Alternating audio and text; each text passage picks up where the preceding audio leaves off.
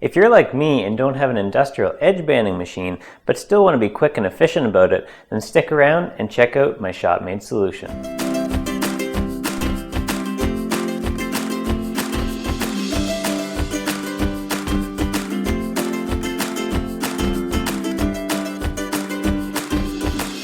Hey guys, and welcome to another episode of DP Shop Talk. And today we're going to be taking a look at the setup that I use for iron-on edge banding. Now, it's based around these two edge banding stands that I've built, and it makes the process easier and more efficient. Now, I don't have the space or the budget in my shop for an industrial edge banding machine, so the iron has always been the way to go for me. So I'll quickly show you how I made these stands and the features that they have, and then we'll get into some edge banding.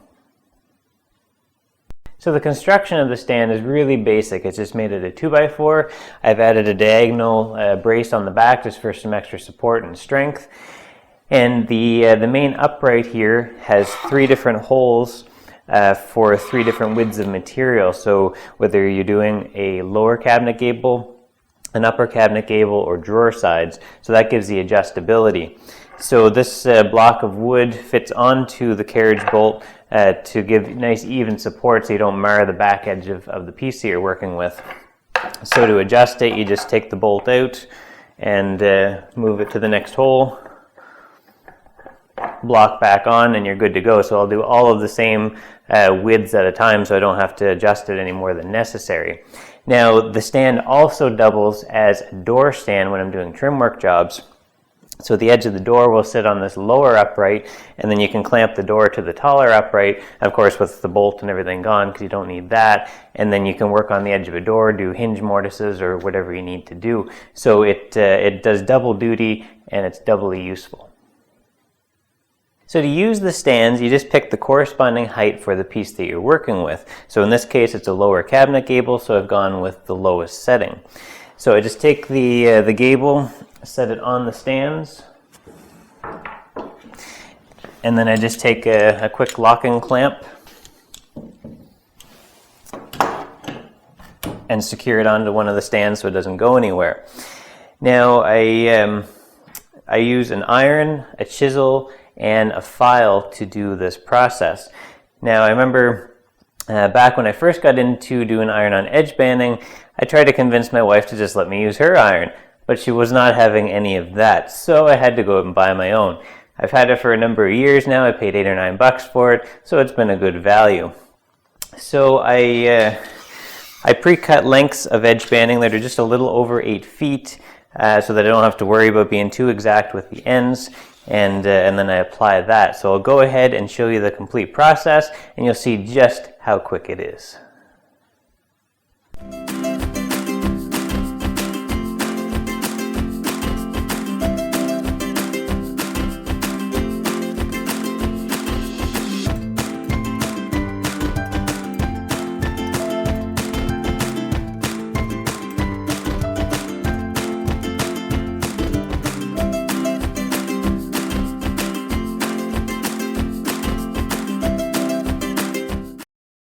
So as you can see, it's an amazingly fast process.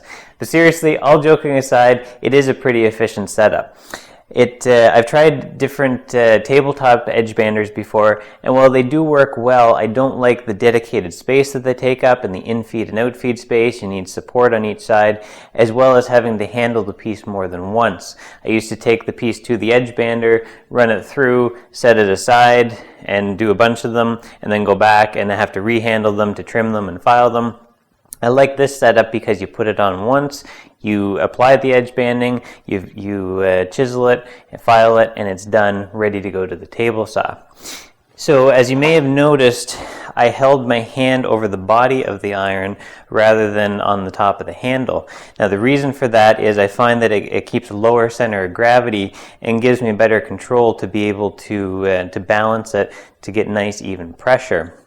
Now you just need to be careful that you don't slip your fingers over a little too far and end up with some red fingertips. So I find that if you put a good amount of downward pressure on the iron, it usually eliminates the need to have to go back over it with a J-roller or a block of wood afterwards to kind of seat it properly.